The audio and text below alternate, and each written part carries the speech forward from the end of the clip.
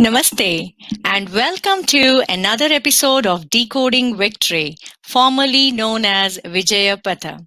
We are greatly privileged, honored, and blessed to be in the presence of His Holiness Swami Ishatmanandaji, President of Vivekananda Vedanta Society of Chicago.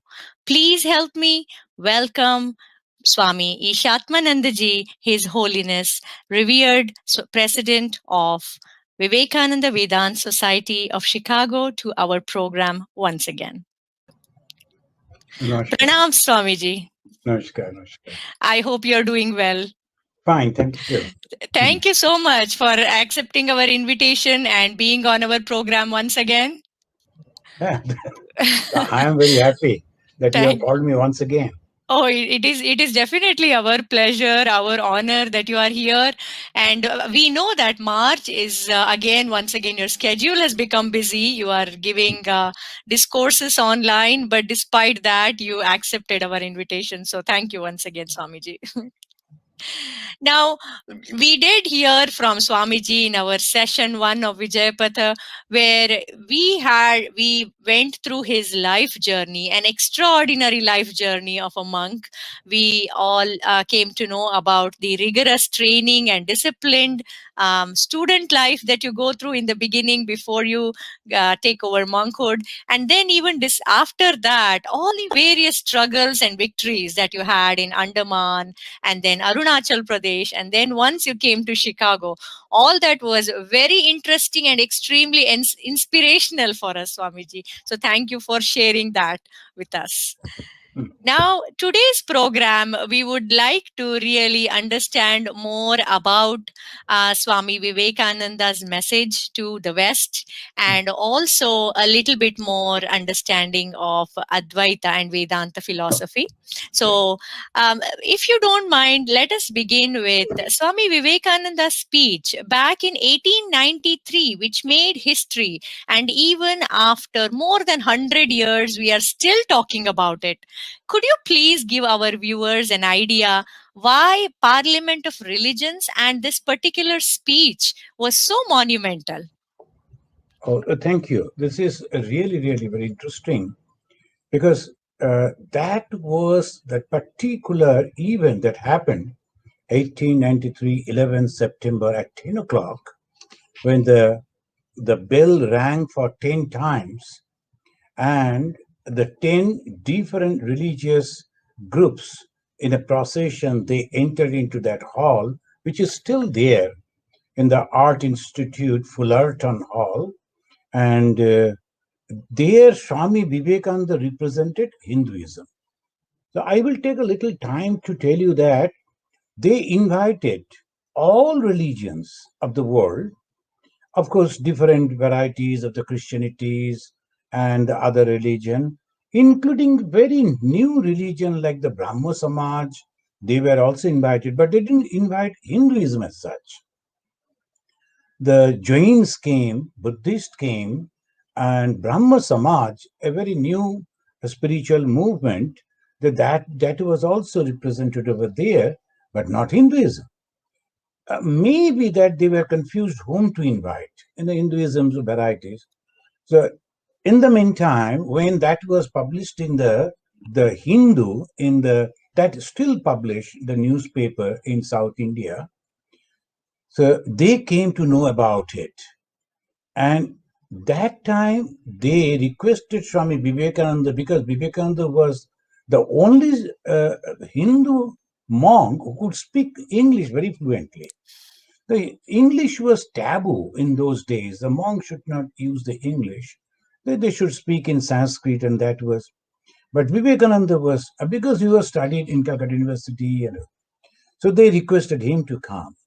Then the very, very interestingly, the four kings, the rulers, one from the Gujarat, one from Rajasthan, one from South, and they contributed money, and the general masses from all over, they also contributed, mainly students and teachers. They collected funds, and they told you must have to go.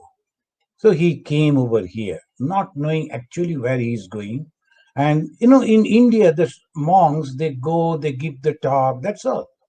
But here, you need the credential that he was not aware. But he came over here some other day. It is a big, really interesting history. Those who are really, they like to know the modern India, so they should read the biography of Swami Vivekananda because he gave the shape of this modern India. Right. So, the India was under the subjugation of the foreign rulers almost for 700, 800 years. So 700, 800 means we can say 9 generation, 10 generation. So we were under the subjugation. So we lost all our original thing. It is Vivekananda who gave back. That is the most important thing.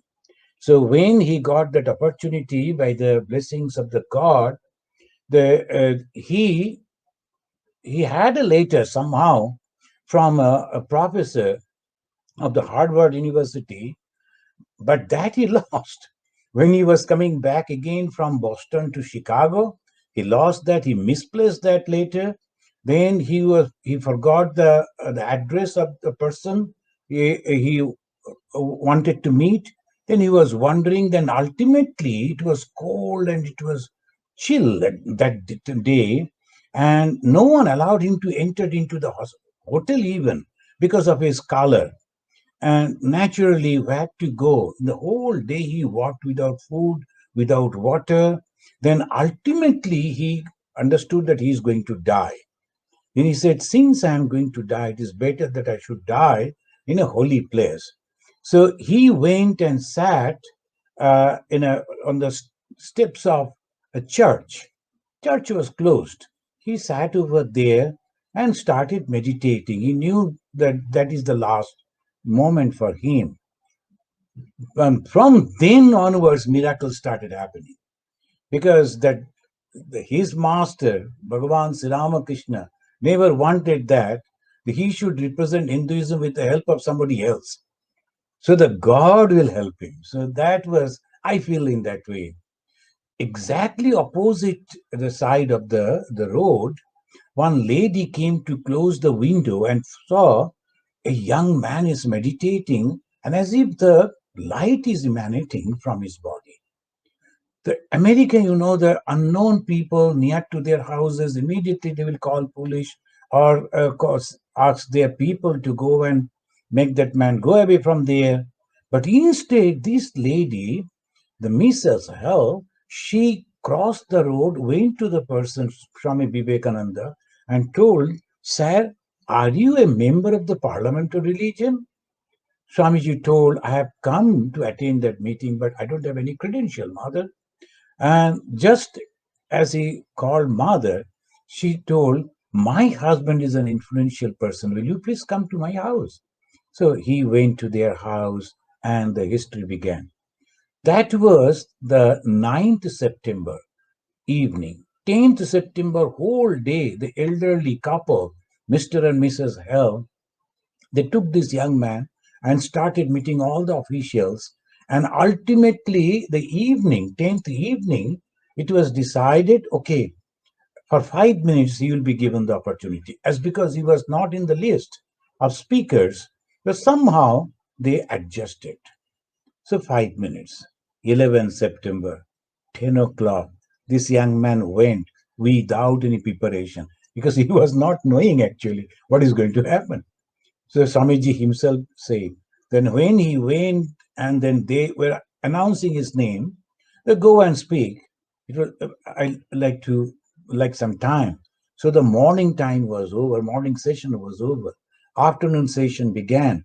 First time again he said, give me a little more time because we can understand, he was a little confused. A person like Vivekananda, he was meditating on Devi Saraswati, the goddess of learning.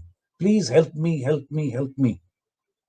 Then someone whispered that this is the last call. You should not say no. Whatever comes into mind, go and say. And when the call came, he went, he stood over there and placing both the hands on his chest, and he said, Sisters and brothers of America. So that was only, and the 7,000 people when still that hall is there. The America's good thing is, as because it's a big country and a rich country, they preserve all the historical things. That to some extent they have kept. They have changed that hall, which was for 7,000 people. Now it is an art institute. But that particular hall, which can accommodate nearly 300 to 400 people, but that stage is there. And on that stage, there's exactly the same stage. He stood over there and said, now I will tell you, Vijaya, the what happened. This is called the presence of God. We sometimes ask, is the God there? If that is not the proof, then what is the proof? What he said, English words, sisters and brothers, that's all. So many people also say that in the same day, but no one got the attention as from Vivekananda got. That touched the hearts of those 7,000 people, because the Vedanta says, Vasudhaiva Kutumbakam. We are, though different linguistic group and so many varieties, but as a being, we are all the same, because within our heart, that Chaitanya, the consciousness, that is there. So they understood that, the feeling of that. Otherwise, only for that half a sentence, 2 minutes they went on clapping. And Wow. this is the report we are not writing. The gentleman who was organizing the barrows, he wrote it. Still the book is with me. That is the way they understood Vivekananda. What happened actually? Your question. I should not go on expanding. No, So, that's okay, Swamiji. Very interesting account. Thank you. Yes, please. so this is what happened. With in one lecture, the 11th September, the lecture, he built a bridge between India and America. The Indian, they were not aware about the America. And this is the first time the external world, Europe and America, they came to know about India. They started respecting India. And the one lady afterwards, she wrote, Sister Kristen, and she wrote, I started loving India by just hearing from the mouth of Swami Vivekananda. When he used to pronounce Bharat Varsha, India, my country, we used to feel that is something we must love. And sometime one lady told Swamiji, I like to give you a gift, which will make you happy. The Swamiji's reply was unique. If you like to make me happy, love India. Oh. So, so that way they came to know about India. And almost all the lectures, the he was there, and almost every day, because he became a attractive. No, the people used to listen only to his lecture. So almost every day they will keep him at the end of any function. So the people will be waiting in the program only to listen to him.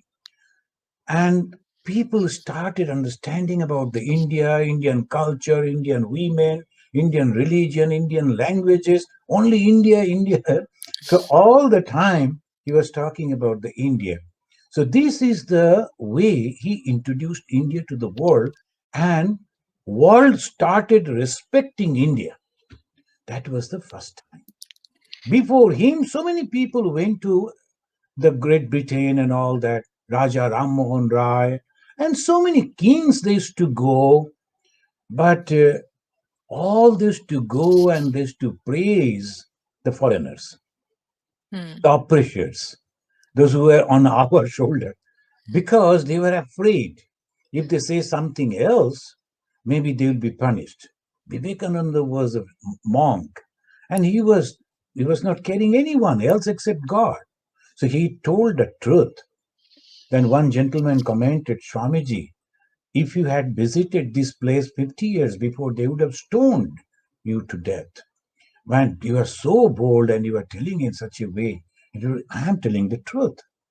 So he introduced India to the world, and the world intelligent people, they started getting attracted to India.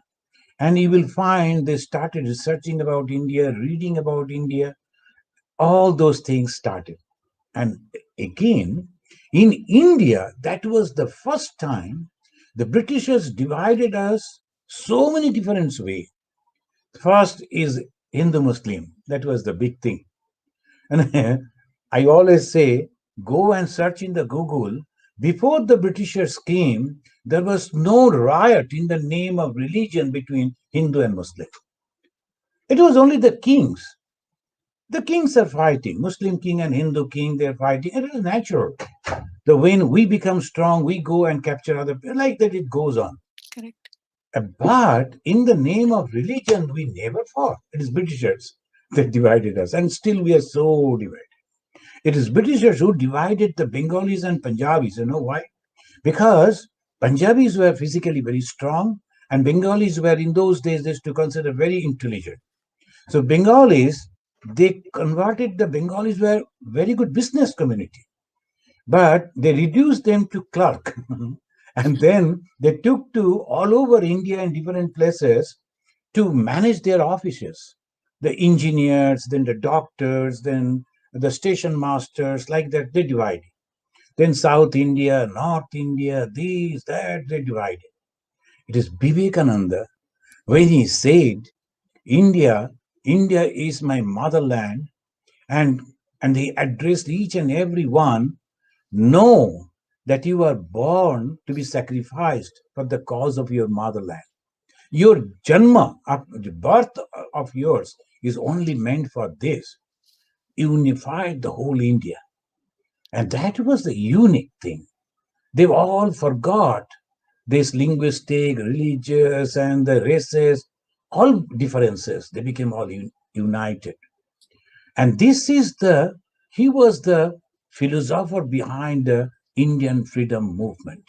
As I told in the last time, the Congress and all those, they were there, the groups were there, but they never claimed about the Indian freedom that came much, much afterwards. When Swami Vivekananda, 1897, gave the call, freedom, freedom, freedom. Freedom is the first condition of growth. And that electrified the whole India. So this is important. This is important for the Indians. They do not know, they do not understand so deeply, but they know something happened in the 11th September, and that has changed the whole India. The psychology changed. Our ladies, who were always behind the curtain, they came out to face the brutality of the British army and police. And they were side by side, shoulder to shoulder, they fought with the men for the freedom of India, contribution of Vivekananda. So this day is important. This particular lecture is important because of this. Rejuvenated India, new India, not only in religious and linguistically, language also. The people started learning English because that is the language means what? Communication. The India was having so many things. If we learn the English, immediately we can communicate. So that is the way Vivekananda rejuvenated. Thank you. That is the first answer. I took a long time. No, definitely not, Swamiji. Please don't worry about that. It is wonderful to know about these days of history, especially younger generation do not know all the details. So it is wonderful to hear that. And also the ordeals that Swami Vivekananda went through even before, this monumental speech. I think that is very inspiring for us to know. And you mentioned one book. If anybody is interested to know more, you mentioned which book that they could read, Swamiji? The biography of Swami Vivekananda. Okay. If there are many biographies, particularly by Swami Nikhilananda, Okay. he wrote for the Americans at the modern day. Our children, they will understand that English better. So the Nikhilananda's biography, Swami Vivekananda, I would recommend that book. It will be really, really good. Wonderful. And another Yes. book that I have published over here, that is called Chicago and Vivekananda. That is a wonderful book. You will find all the people and the places connected with Vivekananda in Chicago, of course, not whole America, in Chicago. So if someone wants to go to all the places so where Vivekananda visited, that book will help them, and also the people. So that is So anybody interested can get the book from your bookstore. bookstore. An And online bookstore is there, so they can online go. bookstore. Okay. So viewers, please note, if you are interested to get any of the publications from Vivekananda Vedanta Society, kindly visit their website And and you can please they can come order in them. person also in a small group. So Okay. two, 4, 5 people. So we are Okay. allowed to take nearly 15 people, 25 people. So the government allowed us as a church. So 4, 5 people together, they are coming and putting the mask and keeping the distances. Okay. Physically also they can come and they can go through our bookstore. Okay. Okay. Thank you for letting us know, Swamiji. Very nice to hear about the this particular speech and the Parliament of Religions. How it happened that day, and though in 1893, back so long ago. But very impressive for us to know that so many years ago they were talking about unity, about Mm. bringing religions together. Even today, we are struggling to see that unity in the world, Mm. but that is amazing to hear. And also, as you mentioned, if we get the book, we will know what other places are there in Chicago where Swamiji visited. So anybody interested can visit them too. And now, Swamiji, how relevant is Swami Vivekananda's message to today's world? Could you That is kindly shed some light on that, please? in the today's world. Actually, if you will wonder, even the Pope, the head of the Catholic Christian society, he is also talking about the unity of different religions. It was unthinkable, unthinkable. Now he is telling that there are good religions and good advices. We should keep our doors and windows open to receive them. Can you think that these people are talking like this? This is the impact. First. Second, all over the world, there are many, many organizations. Here in Chicago, there is an organization. I am also a trustee of that organization. That's called Parliament of World's Religions. But they have mixed the social things and political things and many things with that, as because this religion, the Christianity and other religions, they always talk about that. So they have mixed it up, but that organization is still there. And you will wonder, Swami Vivekananda spoke about serving the people, and and you must know there are two very famous clubs are there. One is Lions Club and Rotary Club, and both their main headquarters they started over here in Chicago, and that too in one 1905, another maybe 1917, something like that. So I've forgotten exact date. And their motto, this rich people, unless you are very rich, you won't be able to, you can't become a member of that club, the the Lions Club and Rotary Club. You know their motto? Both of them, they are telling that service to other people are fast. So where from they learned it? Influence of Swami Vivekananda. Go back to India. Previously, all the monastic organizations, the only idea was go get the some food from the villagers and go inside somewhere in the cave and do meditation. You get liberation and go away. Don't think about anything else, because this world is illusory. The world is full of sin. That was all. And if you are working, then naturally the karma phala will come. So don't work. All these things came, and Vivekananda changed it. I will just tell you the one story that happened long back. The Swamiji told, if you can see God by closing your eyes within your heart, whom you are seeing? The God which is in every being. Ishavashamidam sarvam yat kincha jagatyam jagat. You are reading in the Upanishad, Isha very first verse, God is in everything. If God is in everything, why not go and serve the poor people? It is Vivekananda who ask you are in thousands and thousands of monks and nuns. Not only right this moment, when you were born, you survive in the society, you took so many things from the society. And in return, what you are giving? Only hate? Oh, don't touch me, don't come near to me, uh, I am holier than thou.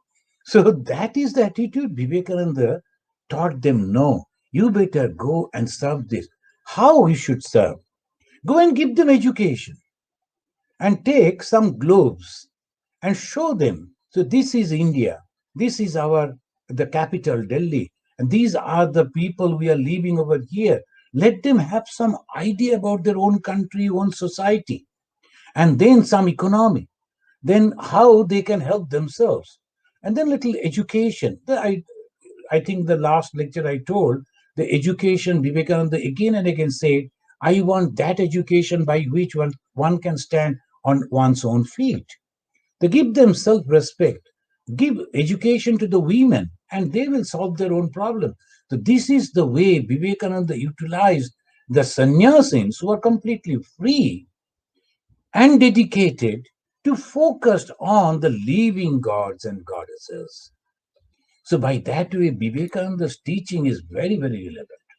And nowadays, we talk about Vivekananda and how Vivekananda is talking. He talked about the economy. He talked about the education. He talked about the society. He talked about the women and also how to help the masses, the millions and millions of masses. They don't know actually that they are human beings. They are utilized all the time. And that is the reason Vivekananda cried and said, lo, the descendants of the rishis have become next door neighbor to brutes.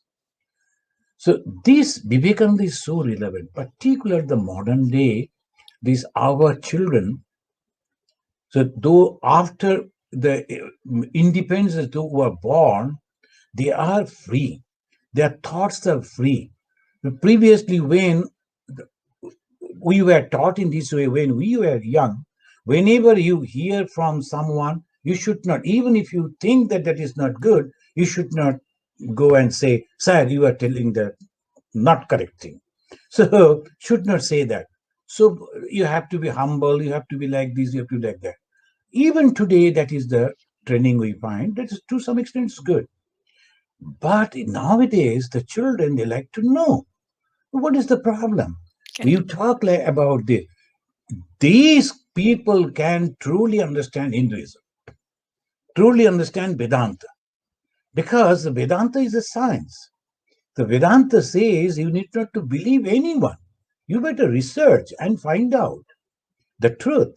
So that is the way Vivekananda's inspiration for making the society, Vivekananda's inspiration for developing an individual life is still very, very important, even today and very much today. Thank you, Swamiji. That was very informational for us.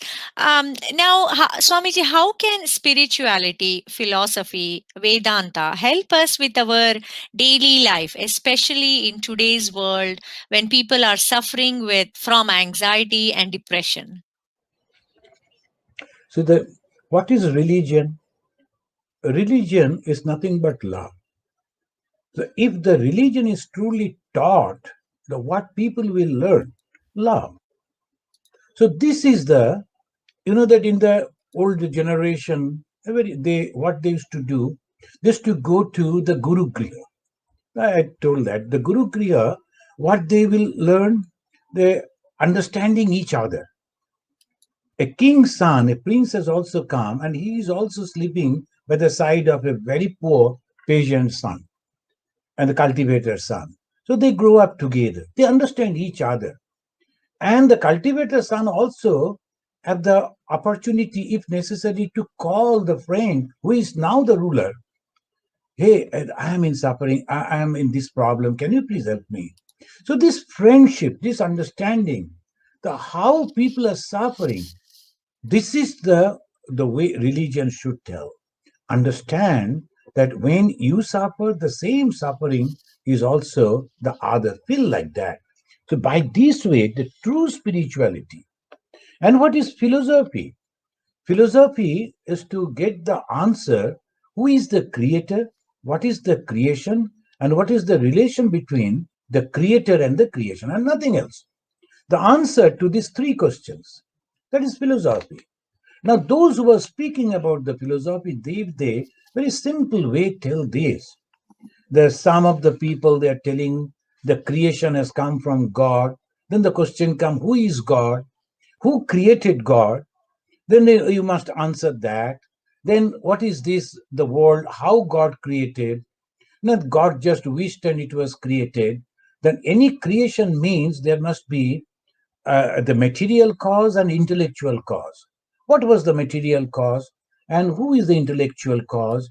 So this philosophy, if people they learn, any scientist also can learn, a doctor can learn, and a lawyer can learn, and a politician can learn. These are the three questions only. So we think the philosophy means a terrible thing, and somebody with big long beard all the time looking at the sky and talking with somebody we don't know. It is nothing like that. Philosophy means only three answers. Who is the creator? What is this creation? What is the relation between the creator and the creation? And what is Vedanta? Vedanta means self-confidence. Vedanta is nothing but the Swami Vivekananda, he said, what is Vedanta? Self-confidence. I can do. If they can do, the Tom, Dick, Harry, if they can do, I too can do. So that is what Swami Vivekananda all the time is teaching. But the self-confidence is not ego. So when you have the self-confidence, immediately, oh, the people who are suffering now, what will happen?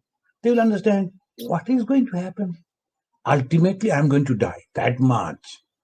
Nothing else. And even if I am in a very good shape, maybe I'm the son of Ambani or somebody, I'm going to die someday. Even the Ambani will also die. Each and everyone is going to die. Then why should I cry right this moment? Correct. Well, that is the self-confidence.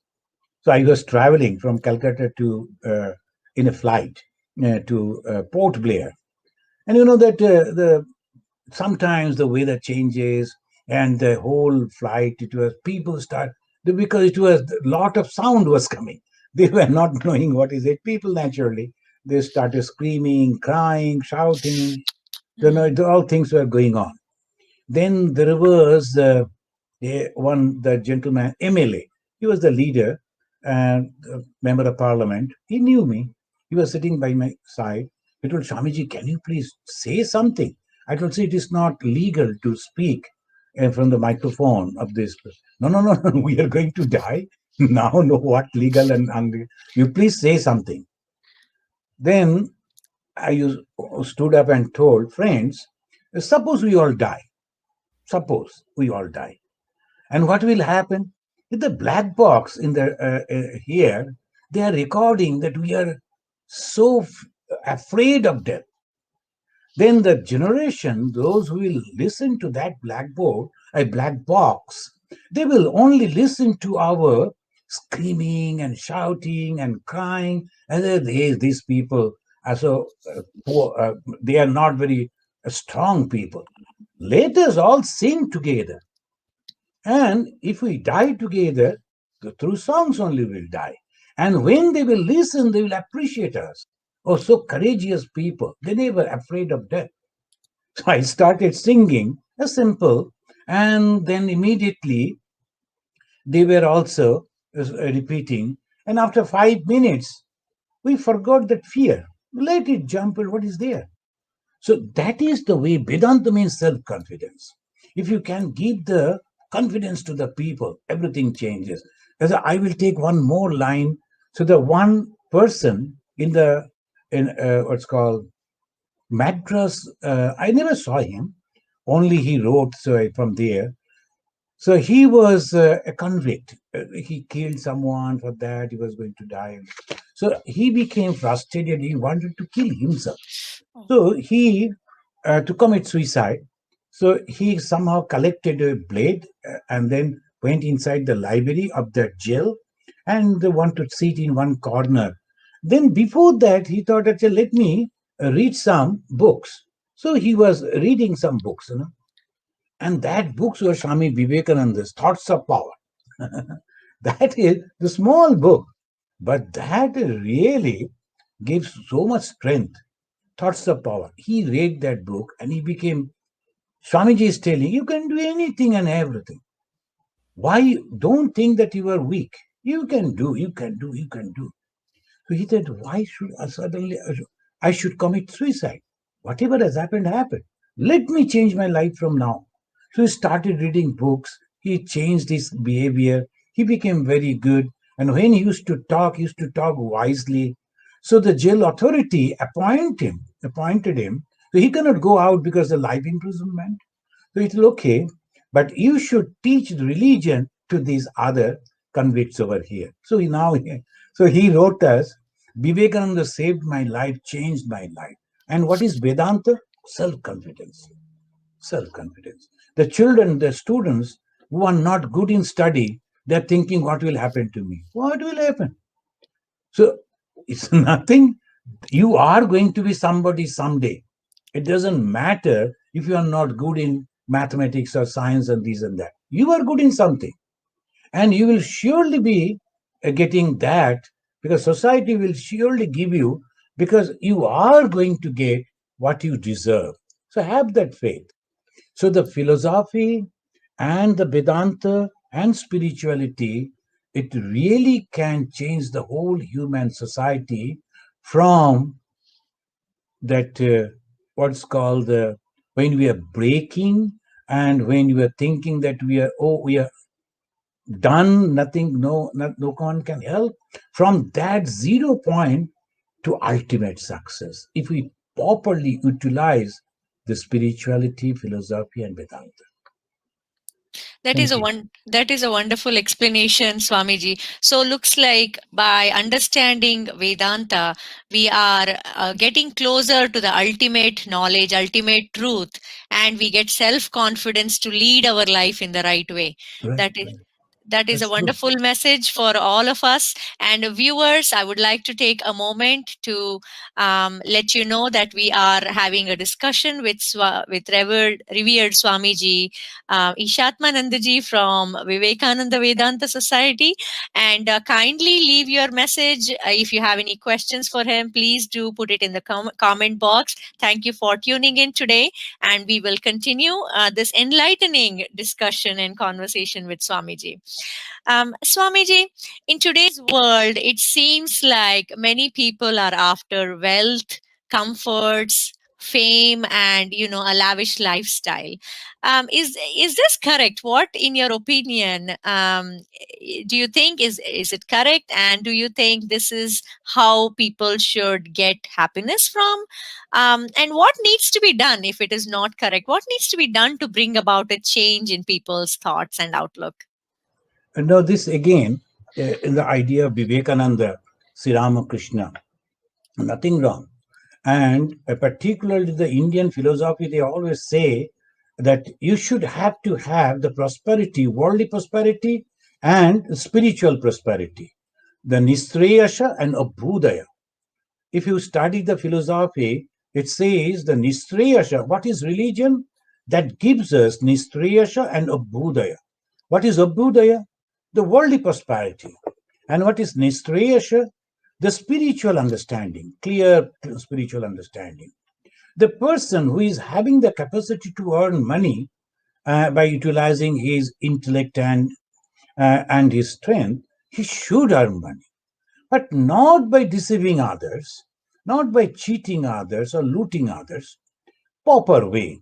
The one teacher, he needed some extra money, so he went to Bhagavan Sri Ramakrishna and said, "Sir, is it good to earn extra money to maintain the family?" Sri Ramakrishna said, "Of course, why not?" That misunderstanding of Tyaga that came into our society, Indian society, Bharat Barsha, they came to know from the Lord Buddha particularly, and then from the Jains also. But that is meant for some people who are ready to sacrifice, not for all. Why? The society should be powerful. Otherwise, nothing can happen. So I always say that the society means is like a tree, and the root is economy. And economically, if we are strong, the whole nation, the whole world will come at our feet. Why they went to India? Whole Europe went to India. Why? We never invited them. And they never went over there as a tourist. Because we were so wealthy. If you look at the pictures, the painted pictures of our kings, so wealthy they were, but so humble. And after a certain time, they used to give that to their son and they will return. This is important. The rich people, if they are earning a lot of money, nothing wrong in it. Then if they give it back to the society, that is good for them and for the society too. Correct. I have the capacity to earn. Of course, you should earn. Swami Vivekananda say the rich people should spend more. Otherwise, how the market? Now, a poor man is spending one toothpaste, right, going on pasting on it and taking out the last bit from it. If the rich man is also doing the same, how the market is gonna?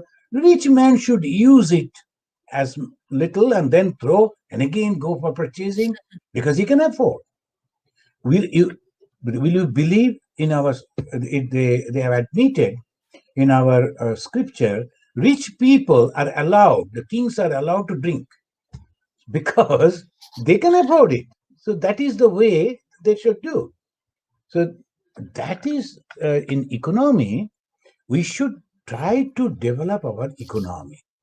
And then the wonderful philosophy that we are already having, the Vedanta philosophy, the Hindu philosophy, Sanatan Dharma philosophy, and that will be accepted by the all over the world. Otherwise, as a beggar, if you are as a nation, you are begging, and at the same time talking about high philosophy, who is going to listen to you? So those who can earn, they should earn, but they should spend the money also properly. So that is the meaning. The two Thank words, if you can remember, nistrayasha, that is spiritual. What is the spirituality? This world is temporary. It's not going to go with me. And obhudaya, a development of the these worldly things. I like to live in properly. The one couple was there. They used to live humbly. That I told, why do you live like this? No, Swamiji, we always hear this world is the. I told that is for us. The monks should practice that, not you. You should enjoy.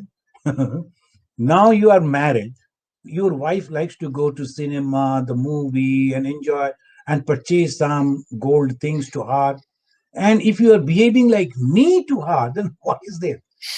So, the, the Swadharma, as a householder, you must earn a lot of money, give as maximum comfort that is necessary for your family. At the same time, you should also give a portion of that money for the development of the society. That much. that is a very interesting answer that you gave to the question, Swamiji. But now with social media everywhere, Facebook and Instagram and so many other avenues, people I see that they are getting attracted to more superficial living, where they take selfies in places where they really can't afford, and they post it online, and they think all the different likes that they get, comments and compliments they get from people, they feel happy from that, and that just seems like not the true happiness, but somehow that has become infectious. It is spreading so much in the world. People are forgetting where they should seek true happiness and how they should go there, get on that right path. And I believe that was part of what we were trying to understand from you. How should people, or maybe how can we influence that people should get on the right path to true happiness? So that is true. That as I was telling, that is for in general, but for the individual, particularly those who are young, they should also understand the original thing is always getting the respect. And if you are imitating, the people will never like it.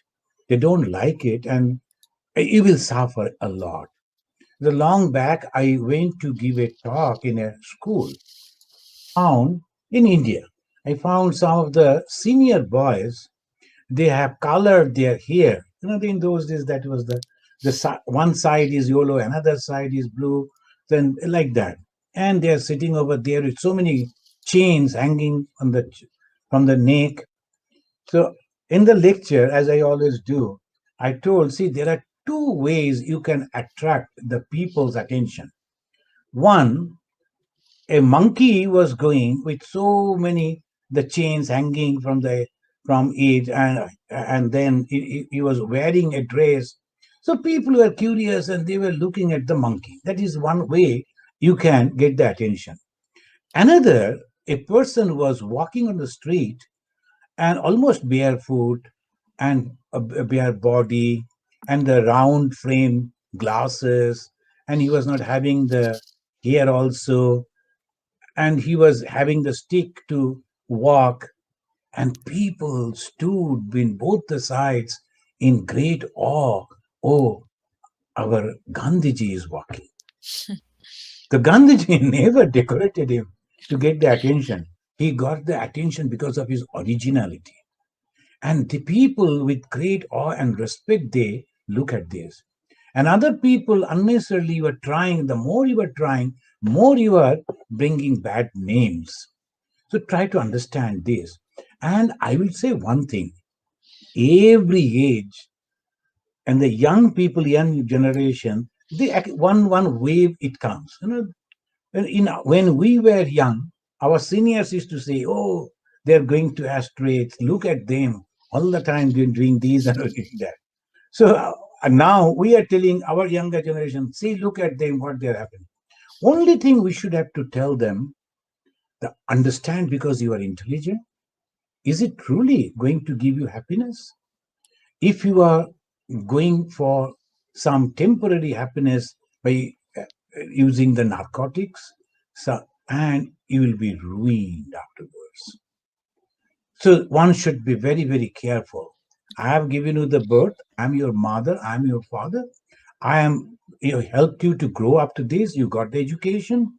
Now it is your life. It is true. But if you choose to suffer, we will also suffer with you. But not only you are going to suffer, you are also making the whole society by that way. So it is a wastage of human life. But if you understand that as a human, I should give something to the society so they will always remember me. You need not to take the selfie and post it. People will come to take your photo and they Right. will worship your photo. So Correct. that Correct. is and Swami Vivekananda said, unselfishness is more paying, but we don't have the patience to practice it. We need appreciation. We need all this. But if you become unselfish, you will get everything.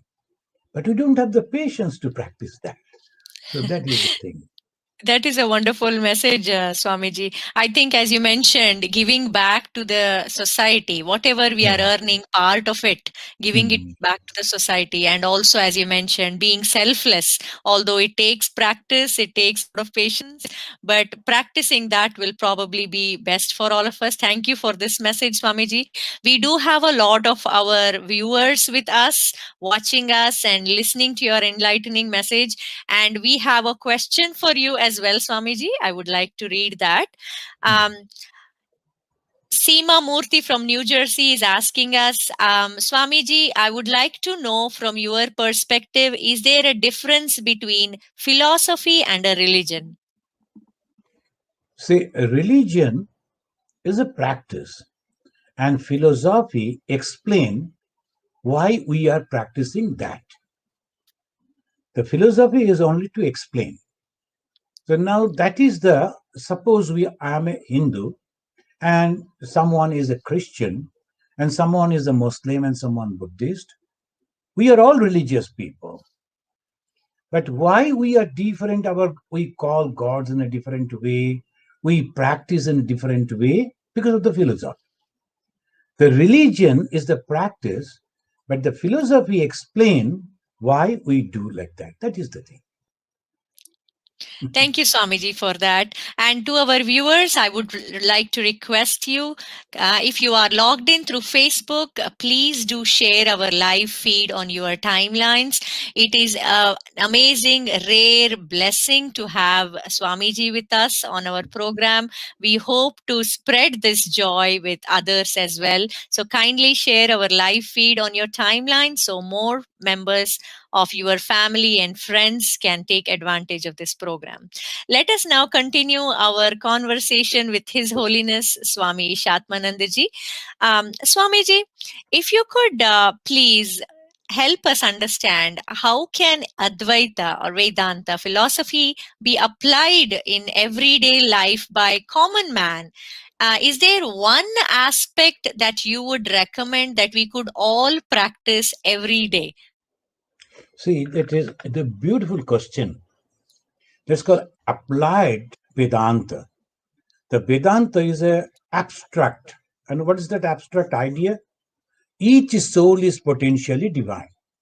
Each and every soul is having that divinity within. This is the idea. This is very abstract. How to apply it? Now, the Hindus, they long before they developed the 5 yajnas, sacrifices for the householders. Very simple. The first is Deva Yajna, then Rishi Yajna, then Pitri Yajna, Nri Yajna, and Bhuta Yajna. These are Sanskrit names. The first is the Deva Yajna. When you get up in the early morning, in the morning, whenever, and then you remember God. If possible, and if you like, you can just burn an incense stick and put it before that God, and at least go and fold your hand and say, I don't know actually who are you, but I have heard that you are there as the consciousness. Please protect me and guide me so that I can continue in the path of righteousness. That is the first prayer in the morning. Then you can think about that you can open a holy book, whatever the holy book that you think, the Bhagavad Gita, the anything. Then you read 1 or 2 pages. Why? The rishis, they researched and gave those advices to us. And if we are not utilizing that, they're unhappy. So if you are reading that book, you will get the blessings. Maybe 1 or 2 pages. It don't take much time. So Deva Yajna, Rishi Yajna, Pitri Yajna. Because of the family, I'm surviving. So every day we should remember our grandfather, grandmother, and father, mother, and whomever you can. So just say, thank you, because of you, I'm surviving. And that respect will come for the father and the mother. If not physically, at least mentally, say pranam to your father and mother. They have sacrificed so much. That's why we are surviving today. So kritagnyata, that we always feel that. And then finally comes nrijagya.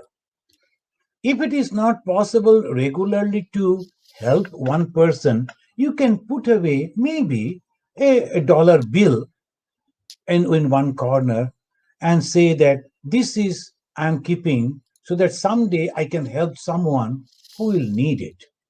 So by that way, $30 will be in one place, and after 6 months or 1 year, sufficient sum, and you can send it to some poor family and somewhere where that will be properly utilized, helping the poor.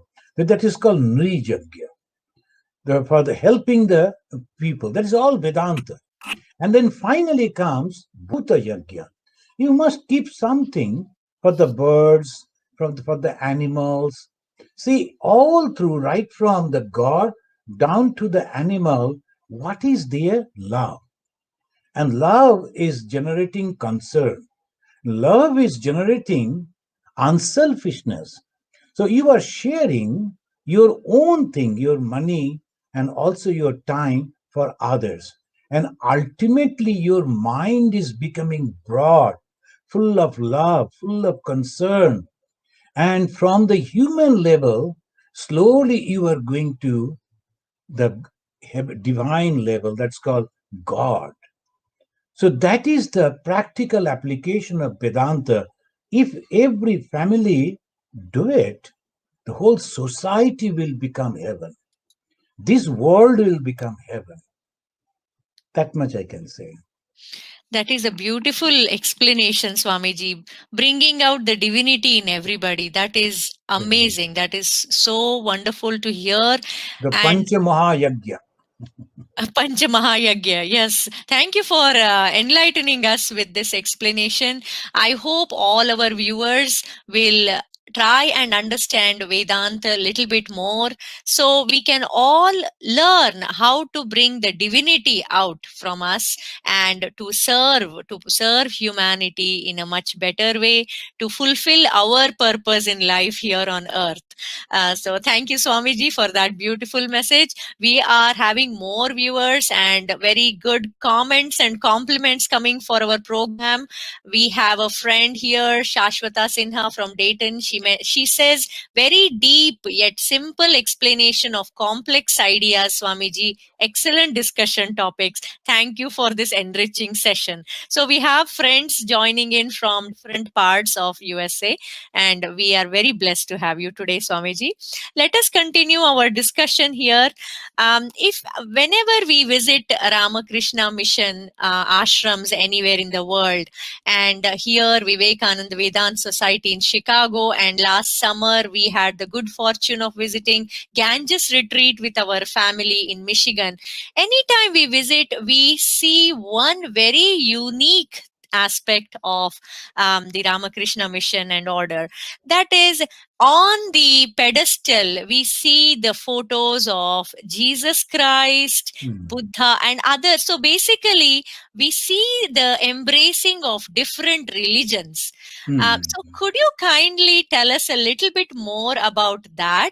And also, if you could please help us understand what is the commonality in the major religions of the world that all of us as humans can follow rather than sticking to our specific religion.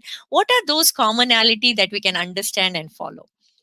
See, as I was telling about the philosophy, I was born and brought up in a Hindu atmosphere, Hindu philosophy. I became Hindu. So someone is born and brought up in a Muslim, that is, that philosophy made him a Muslim.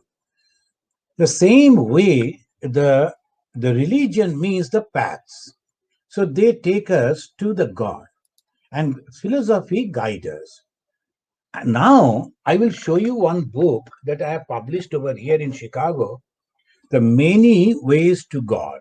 You see, The Many Ways to God, that there I have, in brief, I have given all the religions, when they've started, who started it, what is the main, the philosophy, etc., etc.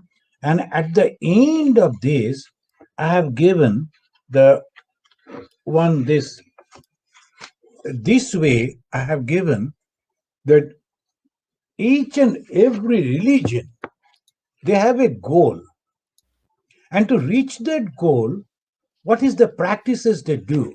And you will wonder, all religions are doing the same practices: the fasting, telling the truth, visiting the holy places, and giving alms to the poor, helping the poor, and taking the holy name of God. All religion. If all the actions are same, the result is supposed to be the same. So that exactly what Bhagavan Sri Ramakrishna, he practiced and found and then propagated. And he said all paths are leading to the same goal. And he said that in a beautiful way. He said that any if you go to a pond, and it has four approaches to the water, and one person coming down from one side, taking the water and claiming this is aqua. Another is telling, no, how can this be aqua? This is water. Another will come and take the same water and say, this is pani. And this way, if they fight, so naturally they're peculiar. The same water in different names. So long back, almost 10,000 years before, our first book, spiritual book of all religions, the first book is Rig Veda. This Rig Veda, it mentions Ekam Sat Vipra Bahudha Badanti. Sat means the truth is one, but the teachers, the Vipra, they are telling it and in different names. That's all. An example, Lord Buddha. If you go to India, our Lord Buddha is having eyes like us, feature like us. If you go to Japan, their Lord Buddha, but their feature just like a Japanese. And if Right. you go to China, different than Japan. And that way, Lord Buddha, and he himself will be in difficulty. Hey, which one is actually me? So if he comes, I'm just joking. So different type of images, but we are all living, going towards the Lord Buddha. The same way, and in Hinduism, we are broad enough, that's why we never fight. If you go to the South India, there's Subramaniam. He's having two wives, Lakshmi, Saraswati, both sides. That is Kartikeya. Subramaniam is Kartikeya. If you go to the eastern part, Kartikeya is a strict bachelor. Now, we don't have any problem. When you go to the south, we go to the Subramaniam temple and we pray to him. And we come to the east, we found the same Kartikeya as bachelor. We know God in different form because we like to see God in that. God is actually one. But we like to see God in this form. Knowingly, unknowingly, Hindus are accepting this, and that's why Hindus are so broad. Any Hindu temple in America, if you go there, that concept I like very much. It is not only one temple; it is a Hindu temple, and so many gods and goddesses are there. No problem for us. I like Ma Durga. I go to Ma Durga first, and then I go to Sri Ramchandra. I go to Hanumanji. So there's no problem. So this is the way all paths are leading to the same goal. Where is the difference? It is politics. It is economy.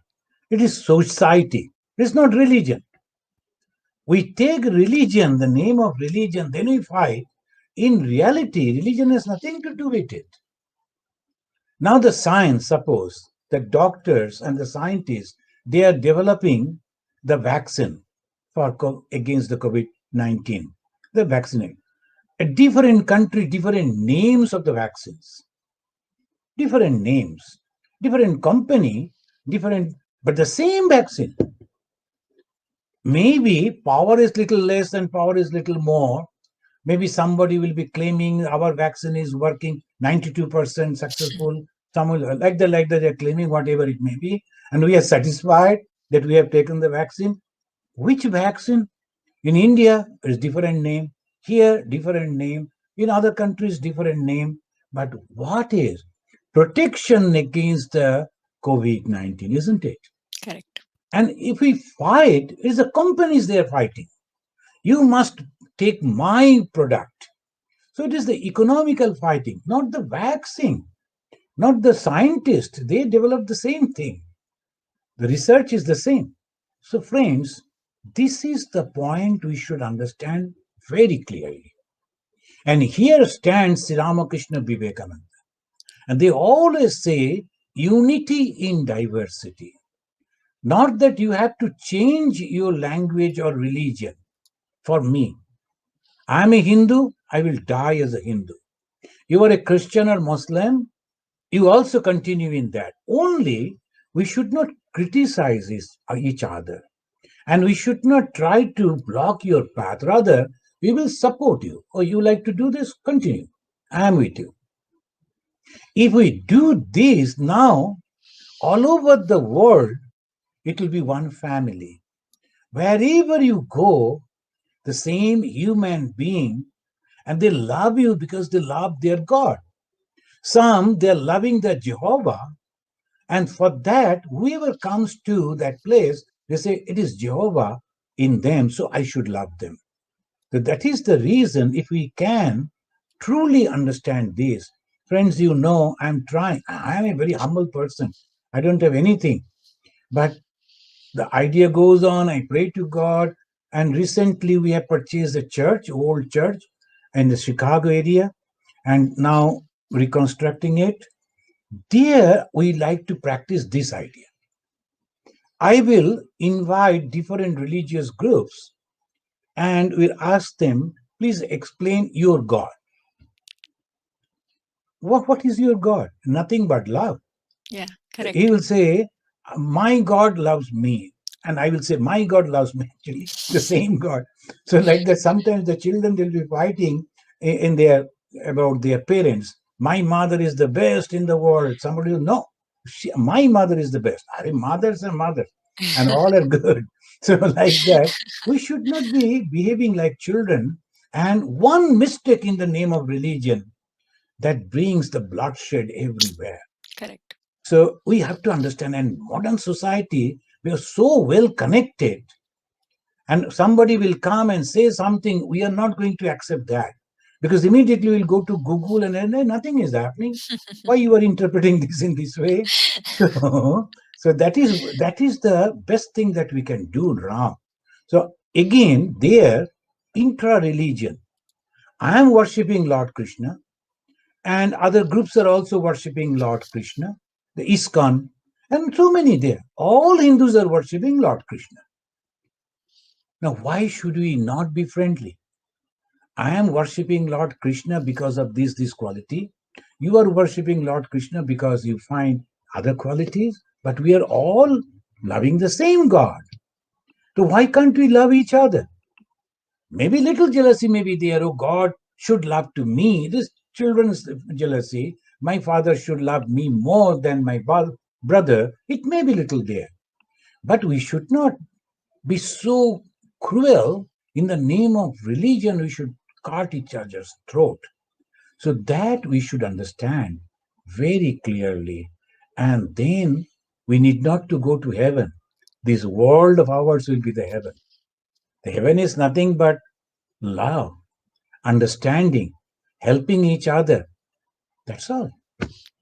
What a wonderful message, Swamiji. Thank you. That was a very blessed message for us. So we do see that there are, even within Hindus also, there are people who want to worship different colored idol versus a different colored idol. We see arguments over such very Mm. small petty issues also. So your message was wonderful. Just believe, follow your faith for the right reasons. I think Yeah. that's What is God? Love and unselfishness. So correct. if I like to be like God, what I should be? Full of love and unselfishness. And the 16th chapter of the Bhagavad Gita, 26 wonderful character, the good qualities, divine qualities, Lord has listed. Those who are worshipping Krishna, do they try to develop those qualities? Only Krishna will eat makhan, Krishna will, all those things. Are Krishna, what he will eat, he knows. But only thing, are you truly loving Krishna? Then try to develop those good qualities. In the 12th chapter, from the 13th to 19th sloka, Lord is so clear. I love those devotees who are having these qualities. Can't you understand that? What is religion is the transformation. And how the transformation will come? By developing wonderful qualities. That is religion. That is wonderful. And how would you recommend that viewers and us who are listening to you work on developing those qualities? Are there books that we should be reading, or what would you recommend us to follow? The two, three things that always they say, that is sadhu sangha. So you have to listen to a very positive talk, positive way, and then among yourselves also, when you are reading the books, exchanging your views, the goal to develop the good qualities, the concern for others and love and all those things. Each and every one of us know, when I go to somebody's house, if by opening the door and that gentleman says, oh, you're so good, you have come, I feel so happy. And if somebody has come to visit my house. I opened the door and told, "Oh, you are now. I'm so busy. Anyway, you should have given a call. What is the matter? Hey, can't we meet afterward?" Then what he will feel. So Right. if you want those things, that you should give to others, that much. In the Mahabharata, this says, what you want from others, give it to others too. And that is the greatest dharma. We can always do it. We can always do it. Practice, practice, and practice. If I make any mistake, so I do some criticism, I do some backbiting, then I will come and say, "Oh, I did mistake. Lord, please forgive me. Now, I forgot this. From tomorrow again, I will try. Tomorrow, again. One day will come, you will find you cannot think negative. And you will always find each one is mine. How can I think bad about him or her? So that is called, and know for sure you are God realized person. When your mind will be full of love for everyone, when a little suffering somewhere in the world will bring tears to your eyes, know that you are a God realized person. You need not to go that God will come before you and the light will come and all that. Whether it comes or not, it doesn't matter.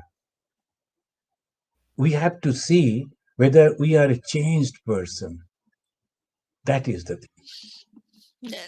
That is very educational for us, Swamiji. So, on a day to day basis, just listening to positive thoughts, having those positive feelings and mindset, and practicing, as you said, selflessness, being kind to each other, all those are great ways to get the divine qualities out. So, And, wonderful message. and Vijay, through Yes, you, I please. can request the devotees also, Yes, as please. because we have a Ganges retreat. Correct. And of course, you have to give little donation because for the maintenance, we need that. So if you go there, maybe with your one or two friends, and 3 days, completely mona, don't talk, don't read, don't nothing, only watch your own mind. What are the thoughts crossing your own mind? And take a notebook and note it down. Don't show it to anyone. This is your very personal. Just watch your mind. What are the thoughts are going over there? And when you find these type of thoughts, you go to our shrine and pray to God. God, I have come to you. Please remove all those negative thoughts from my mind. I like to develop the positive thinking within me.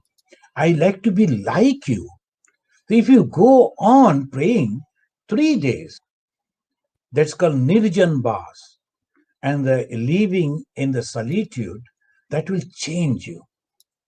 Once in a year, if you can do, go in group. But after reaching over there, 3 days, you say no talking. Only at the time of lunch, maybe a little, and maybe at the time of dinner. Otherwise, like an ascetic, all alone. If it is a bit good weather, go and sit under a tree and just look at the sky. Go on reading your own thoughts. That's all. And you will find so many wonderful thoughts are crossing in your mind. And you will know yourself. So know thyself, as they, in the Vedanta they say. So you have to go to solitude sometime. That is also the suggestion of Bhagavan Sri Ramakrishna.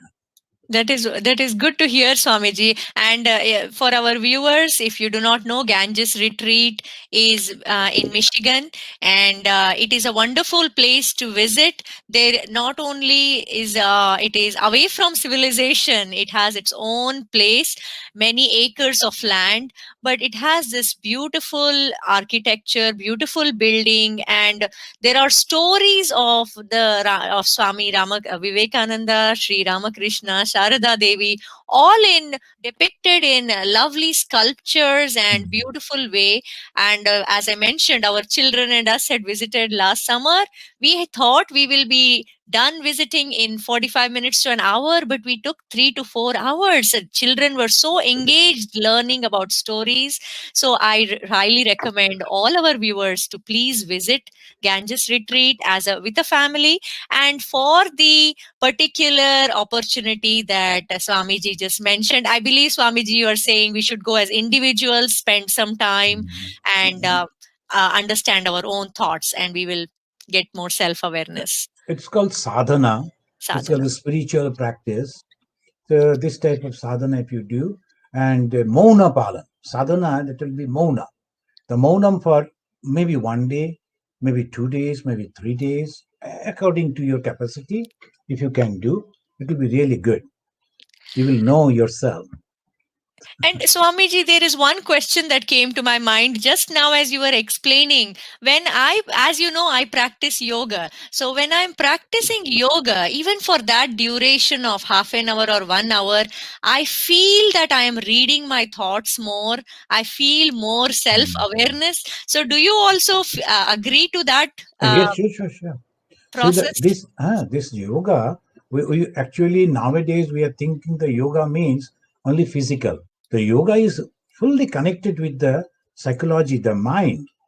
The asanas and all those a little in the beginning. Then with that strong body, and by that time when you are practicing yoga, you are withdrawing your mind from the external thoughts. Correct. That helps you to meditate. So Correct. the goal is yoga is union with the Supreme God. Correct. Thank you. Mm. Thank you, Swamiji, for assuring us about these paths and helping us understand them more. I hope more of our friends visit both Vivekananda Vedanta Society of Chicago, get an opportunity to get blessings from you in person, as well as go stay in the retreat, Ganges retreat. That is a wonderful place to visit. Now, moving on to our conversation, I again request all our viewers to please do share our live feed on your Facebook timeline so more friends can take advantage of Swamiji's message here and get his blessings. Um, and I would like to ask you, Swamiji, from what many of us understand, that our soul does not die, although the human body dies. We understand, especially being Hindus, I think we grow up with that understanding that soul is eternal. It is permanent. There is no happiness or sorrow can affect the soul. But still, in what we see is in both Eastern and Western societies, when someone passes away, most people say, "May the soul rest in peace." Can you please help us understand what that actually means? If soul is not affected by any of the feelings, then why do we pray for it to rest in peace? You must have heard there's a Paramatma, Jivatma. These two Correct. words. Yes. The Paramatma means the supreme self. That never changes. It has no birth or death. So when we say the soul is permanent, we actually mentioned about the Paramatma. But when we pray, may his soul rest in peace after the demise of someone, we refer to Jivatma. And what is this Jivatma? You know that when we say I, the ego, what is that? The Vedanta says it is the reflection of the Paramatma's consciousness on our buddhi, then on our intellect. Just reflection. But it gets so identified with that, so we travel with that mind to different bodies because of the karma phala. So we work and we think, and naturally, who is going to pay for that? You have to. So that is called the Jivatma. And when they die, they go to that another body. So we always pray, let him be in peace. If you have noticed, when a dead body is lying on the pyre, in India particularly, and his son or someone close to that deceased person will be carrying a full of water, some pitcher on his shoulder, and go round 7 times, sometimes 3 times.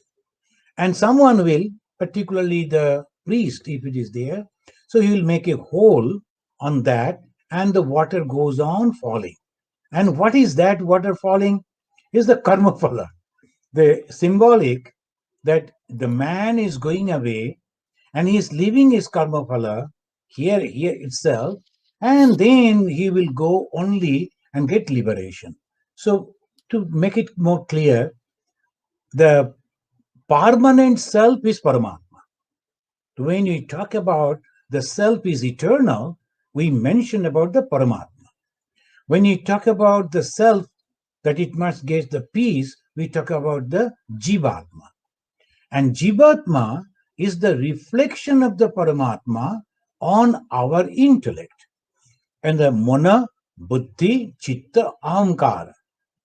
That this Buddhi, this intellect part, is very subtle, and on that the reflection of the consciousness is called Aham, I consciousness. We always say I, and that I is nothing but the reflection of that. Now, this reflection, we take it for granted that this is permanent. And the whole life goes on that, on the reflection. And we think it is a permanent, and we go on doing many things where it goes to the mind. And what is the mind? So that is called Sutratma, Shukshmatma, and that's called subtle body, and that goes on changing the body after body, not the Paramatma. And the karma phala, though as I was telling, we show that we are leaving over here and then the body is burning. So have you noticed that Yes. the one dead body and the people are roaming like that? That is the karma phala. But karma phala goes with the mind. So that's why we always try to pray, let his soul be in peace. So that is the prayer, the Okay. Jivatma. Understood. Thank you so much, Swamiji, for explaining that to us. I was wondering about that, so it is a wonderful explanation. Appreciate that. And Swamiji, when we are living life many times, when we come across struggles in life, we face hopeless situations, despair, when we are losing hope, how do you think we should approach life? Normally, we start questioning, why are we alive? Why do we have the life? We tend to question the basics of life. So, what, according to you, is life? How should we approach life, especially in the tough situations in life? So the life is nothing but expansion. The Swami Vivekananda gave a wonderful definition. Expansion is life. Contraction is death. Now, suppose you are mixing with so many people, and in a gathering, when you are not there, many will inquire, hey, she has not come. Where is she? And that is called leaving. But if somebody is there all the time, closing the doors and windows, not mixing with people, not talking with people, never caring for others, people don't know about him. He is just surviving in a corner. He is more dead than alive. So life is expansion. The more you grow. Now, this is the basis of the life expansion. Sometimes challenges come, sometimes difficulties come. So, what should you do? First thing in the life, if you can have one or two good friends, the friends are those who will be always with you. They all know what actually you are, but still they will be always supporting you. If you have that friend, that you can exchange your views, you can talk to them, that will be a great help. This is the first thing. Secondly, if you have a guru who can guide you positively. Third, you have to develop the strong mind. Now I am 50. So 50 years I have lived nicely. At this moment, reaching after 50, some problem has come. But nothing is permanent. As the happiness that was there in me, or the success that was there in my life, as it has gone, the failure that has come, it will also go. Again, the success will come. Let me wait and prepare myself. So make a routine. If you go on brooding over your failure, every day you are going to sleep with a what is going to happen to me, what will happen to me. If you go on thinking, brooding over your weakness, you'll become more weak. But if you think something good is going to happen, and then you will find surely something good will happen. So that is the way the things always go. Maybe sometimes a long period of time you have to wait and patiently, and you have to develop yourself, and someday surely you'll be successful. Surely. One person, he was very rich and before independence. And in those days, he was having one car. You can imagine the having a car in the pre-independence India, and he was in Lahore. So, as a the Punjabi Hindu, very rich man, he used to help the ashrama. Sannyasis they knew. Then afterwards, the partition came. People they were scattered. And no one knew what is happening. Then ultimately, our Swamis they were in Karachi. Their ashrama was burned. They all somehow came. One Muslim gentleman helped them. So somehow they came to India. Then one of the Swamis who was in Delhi that time, he was waiting. Suddenly he saw one gentleman is driving a tanga. That in Delhi you find that horse-drawn that carriage. The tanga is. He said, "Hey, are you not that?" "Oh yeah, Swamiji, how are you? It's so nice to see you." "But you are driving a tanga. So what to do, Swamiji?" "Because God gave me so much of money, I enjoy it. Now God took everything away from me, and He's gracious that He didn't take away the family members. So somehow I could cross the border. Now my wife was having some jewelries. I sold those and purchased these two horses and this cart. And whatever I earned the whole day, and I'm strong, I can do that. I am earning, and we are very happy. Now we have rented a house, and we are very happy. Whatever I earn, 25% I spent for feeding these horses, and 75 I'm giving to my family. So if that man was going on crying, sitting by the side of the road, people will come and say, oh poor man, oh poor man. But as speakers, he just shook up all those. When I was rich, it was rich. When this the moment and this is this, I will do that. So if that means immediately God's blessing will come. And the last sloka of the Bhagavad Gita, 700 words of the Bhagavad Gita, and it says, when the Arjuna is active, and when the Lord Krishna, his blessing is with Arjuna, there is success. Assure for that. So that is the last thing. We have to be up and doing. We have to have the confidence. Oh, I now this thing is not happening. I will do this. Never ever weaken your mind for any situation. Never. And never criticize also. And you will find again the friends will come. Again they will stand by your side. They will help you. There's sometimes the husband and wife, the quarrel comes to this. God help them. They be always happy. Sometimes it happens. Now, if the husband goes away, am I going to die? No, before marriage, I was alone. Now, after all these years I was with him, now, okay, now again I am going to be alone. The last part of my life also I can manage. No problem for me. I will do it. So that is the way. Maybe sometimes society will look at these and that. Afterwards, any success, society will always come and bow. And if you go to the society and say, this happened, that happened, you try to explain them, is ruthless. They won't listen to you or rather criticize you. So be clear to your own mind and say, this is the situation. Previously it was like this. At present it is like this. I am happy. I'm not going to do anything wrong. But I like to live my life. As long as I am surviving, living, I should be happy. Because happiness, that is my goal. I must achieve that. Thank you, Swamiji. Your message, your words bring hopes to so many out there and guides them in the right way. How to face life, what should we consider, how to approach life. Thank you so much for that message. And we do have a lot of viewers with us. Yes, please, Swamiji. I remembered a story in the Sure. life of Lord Buddha. Yes, Lord please. Buddha was, the prince. Then he became the monk. He went to for bhiksha, for getting the alms. He went to a gentleman's house and asked, "Can you please help me giving some little food?" Then that man was going on criticizing.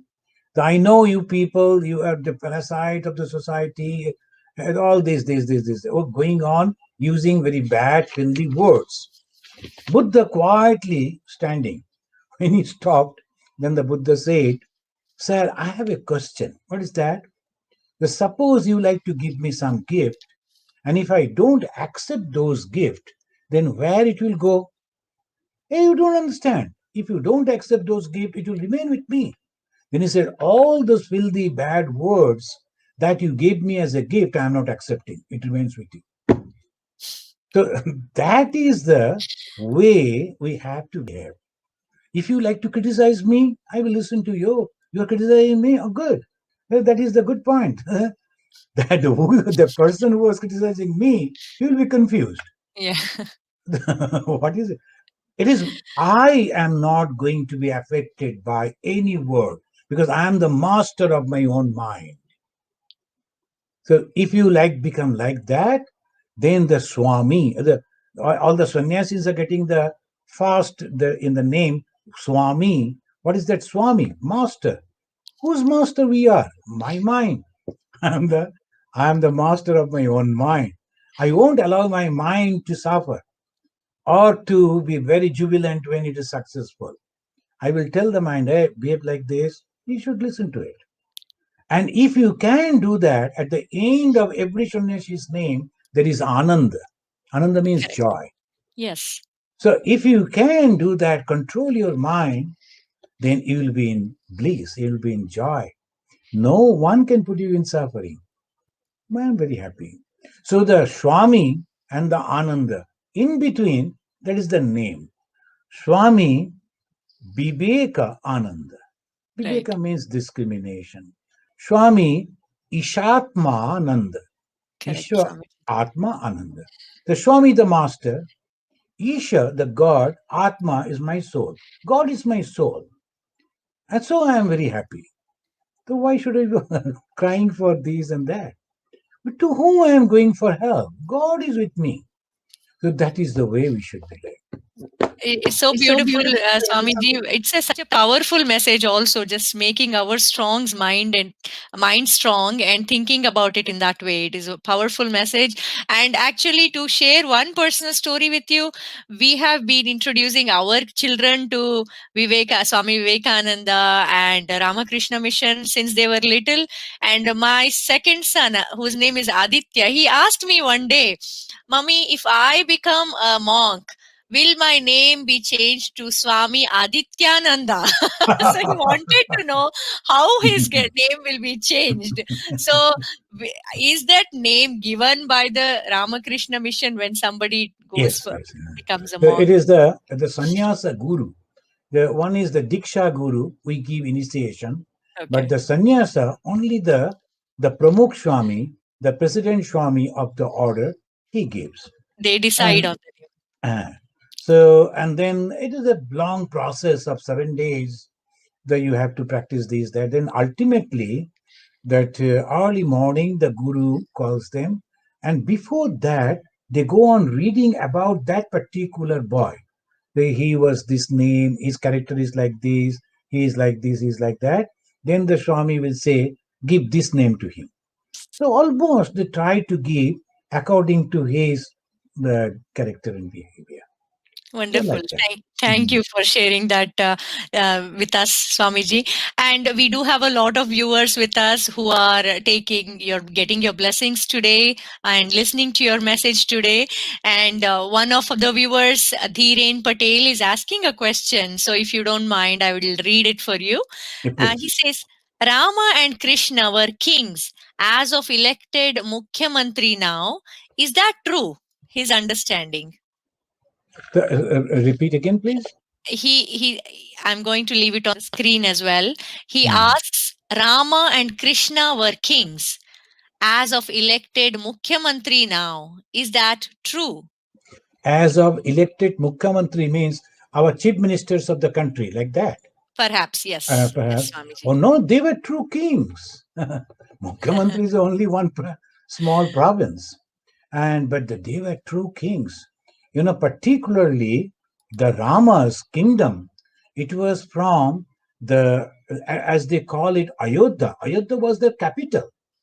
In the Ramayana that I am studying for the Trinidad devotees, their capital is only Ayodhya, and it was beautiful and it was protected, and no one could enter or capture by the war. So that is Ayodhya.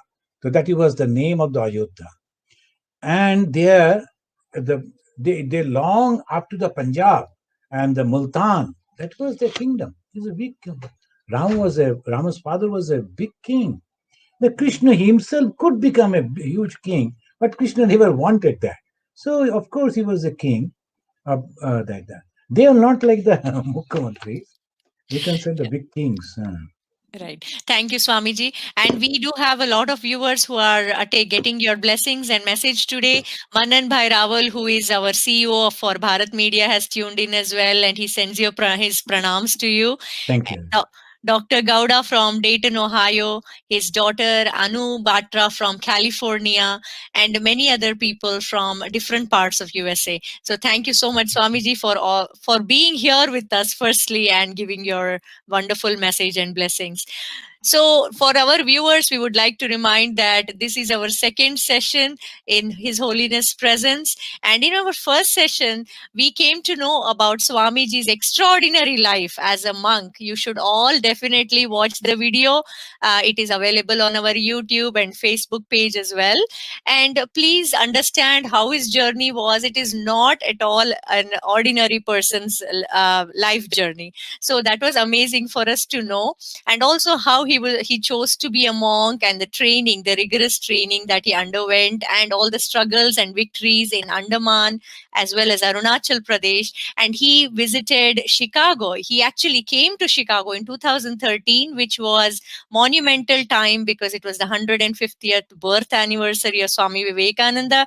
He again faced initial challenges there, and despite all these challenges everywhere, Swamiji, you were able to overcome them and succeed in taking your mission and service to humanity forward.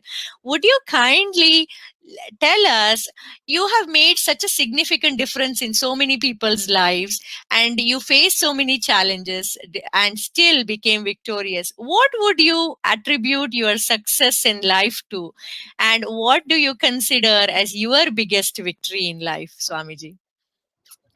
To be honest, I am, I don't know, I am not at all an intellectual person. I am very humble type of person. And, but I always imagine, I always meditate that I am sitting on the lap of the Divine Mother. And as a child, I'm sitting and Mother is holding me like this. And I'm very happy. And sometimes I get down from the lap and go running somewhere and do something and come back and sit over there. So I always pray, if anything good has happened to the society and to the any individual, it is because of the Divine Mother. And anything that somebody felt that I have harmed, that is because of my fault. That is, I always think in that way. Any success or anything because of the mother, the mother's power, the divine power, the goddess Durga Shakti. So that is the, I always believe. And that is only my source and nothing else. And nothing else. Friends, and Vijaya, I will tell, our life is, we do not know when it's going. You live long, I must pray, but we do not know what is going to happen Right. to in our life. But the period of time that we are going to survive, we are going to live, we should try to be good and try to do good to others. So that let that be our motto. Be good and try to do good to others. So how to be good? By practicing that Pancha Mahayagya all the time. That then every time, God, please use me as your instrument so that I can also help others and can understand that I am serving you in the living beings. So sometimes we can help by monetarily, or some things we can give, and we can inspire people who are for breaking down. We can go listen to them and inspire them with the positive words. But that way, be good and do good. So that should be our motto. Thank you very much. Thank you, Shall I? Swamiji. Those words are so enlightening to us. They are very touching, especially coming from you in such simple ways, simple explanation that really helps all of us. We appreciate you taking the time to be with us today, Swamiji. And before we always take extra time from you. That is what I just looked at the clock and I was like, oh my God, I took so much of Swamiji's time. So I would just like to ask you one last question. If at all you have any information to share about activities of Vivekananda Vedanta Society of Chicago or the Ganges Retreat, anything that is available for our audience to get benefits from, devotees to get benefits from, would you like to share, please? So here, we have now the four different places. The one is the place I am sitting now here. That's called Homer Glen. It's a village, and we have a shrine every day, morning and evening prayer and arati, and there'll be the celebrations like Durga Puja, Kali Puja, Sri Ramakrishna, but they all these things we do, and from here we try to help some poor people in India.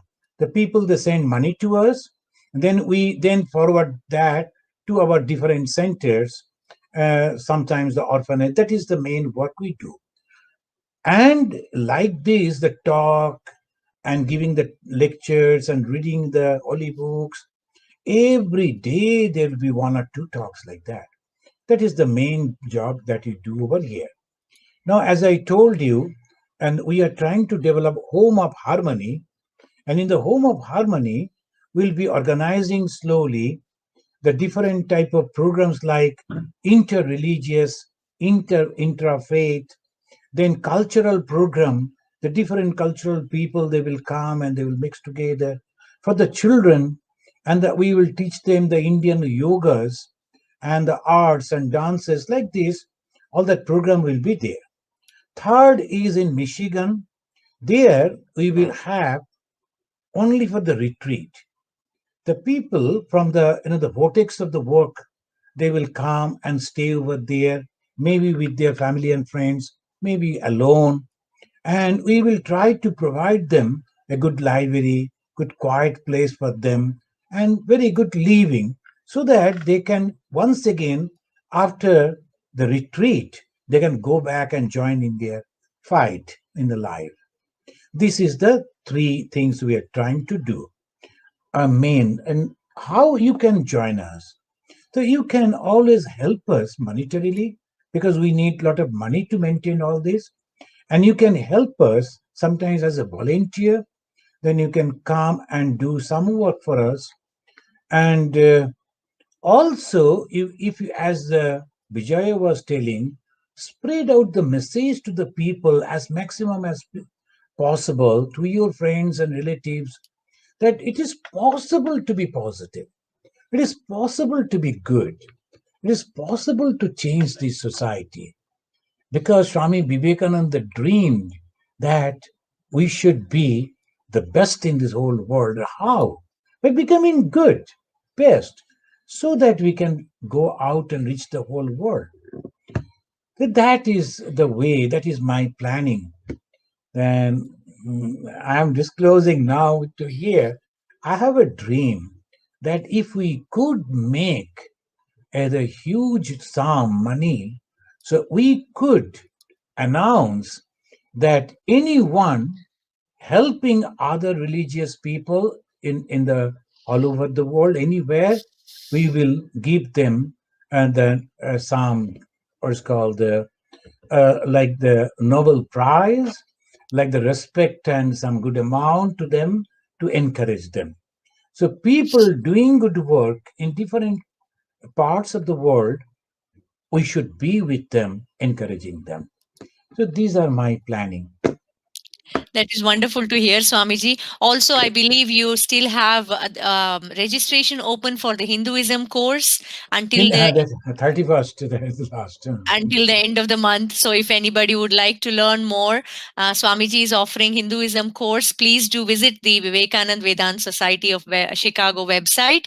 Kindly get all the information there. If you have further questions, you can email Swamiji from there and ask the questions. And as you saw, Swamiji is so ever so humble and so modest, despite his high position and wonderful accomplishments and so much wisdom that he has. So we feel blessed to be in his presence always, that when he takes time to be with us. This is amazing, Swamiji. Thank you once again for Thank taking you. the time to be with us and for blessing all of us. And we do hope that corona situation ends soon and we can all visit you again in person. And Mm. best wishes for you also for the good health and happiness. Thank you so much, Swamiji, for being Thank with us you. Thank today. you. So we have very good kitchen, but no cook. So you in person you can come and cook for yourself, and I will also share that. Oh, wonderful, Swamiji. That is good to know.